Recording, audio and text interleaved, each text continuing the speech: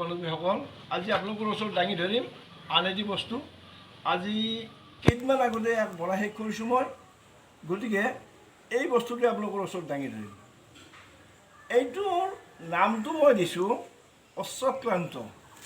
অশ্বক্লান্ত দিছোঁ বুলিয়ে নাভাবিব যে এইটো গুৱাহাটীৰ সেই অশ্বক্লান্ত বুলি এটুকুৰা জেগা আছে, মন্দিৰ আছে, সেইটো নহয়।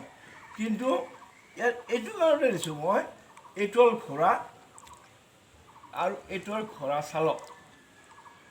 ঘোঁৰাটোক এনেকুৱা ধৰণৰ সি চালকে হয়তো দৌৰাইছে যে ঘোঁৰাটো মুঠো তাক যি ৰেষ্ট পাব লাগিছিল চালকৰ পৰা সি ৰেষ্ট পোৱা নাই। অৱশেষত ঘোঁৰা ক্লান্ত হৈ গ'ল, যে দৌৰিব নোৱাৰা হৈ পৰিছে। নোৱাৰাৰ কাৰণে গোটেই ঘোঁৰাই নিজকে নিজে বহি দিবলৈ বাধ্য হৈ গৈছে। তদ্ৰূপ তেনেকুৱা ধৰণৰ যে গাড়ী মটৰ এখন হ'ল বুলি যে গাড়ীখনত 24 ঘণ্টাতে একে ৰানিঙতে থাকিব, গাড়ীখনৰো এটা ৰেষ্টৰ প্ৰয়োজন আছে।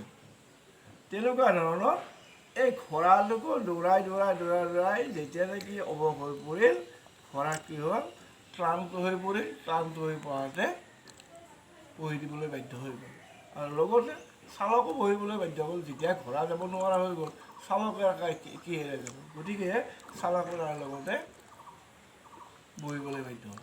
গতিকে সেয়েহে ইয়াৰ নাম দিছোঁ মই অশ্বক্লান্ত।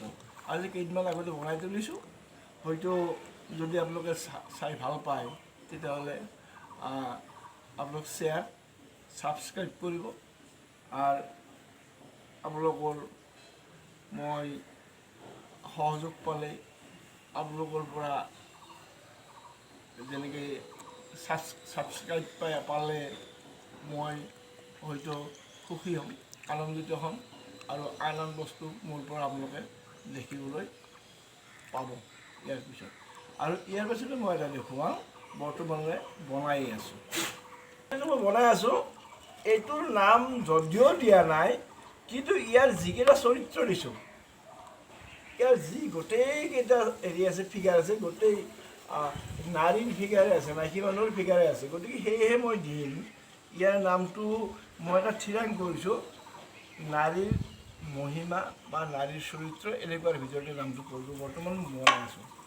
এই কাঠডালে ঠিক তেনেকুৱা ধৰণৰ ৰূপটো যে মই এনেকৈ ভাজভুজকৈ বনালোঁ, বা এইটো মোৰ এই বনোৱা নাই যে মই নিজাকৈ এটা আইডিয়া লৈ পেলাই যে কাঠটো ভাজ লগাই দিছোঁ বা এনেকৈ গাঁত গোট কৰি দিছোঁ, সেইটো নহয়।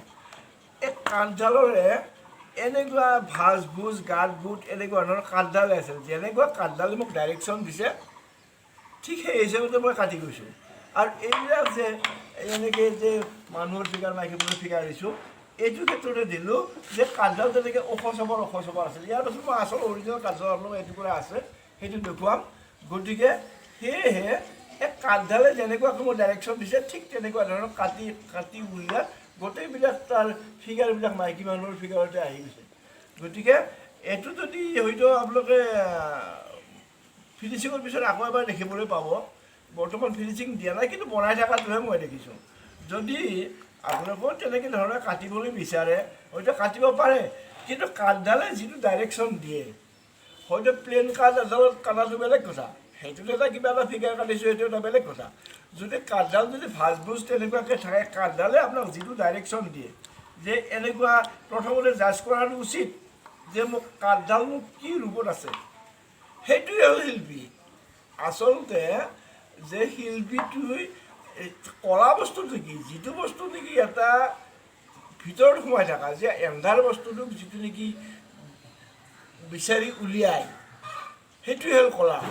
এইটো ঠিক তেনেকুৱা ধৰণৰ যে কাঠডালক এটা জাজ কৰাটো, শিল্পীয়ে প্ৰথমতে জাজ কৰিবলৈ যে কাঠডালে কি ডাইৰেকশ্যন লৈছে, কি এটা হিচাপত সি ৰূপ লৈ আছে, সেই ৰূপটো যদি আপুনি বিচাৰি পায় আৰু সেই ৰূপতে যদি কাটে, তেতিয়াহ'লে কাঠডাল যি আছিল, গছডাল যেনেকুৱা আছে সেই মাজতে কাটিবলগীয়া হ'ব, আৰু তেনেকৈ তাৰ হেৰিবিলাক ৰূপবিলাক ওলাই পৰিব।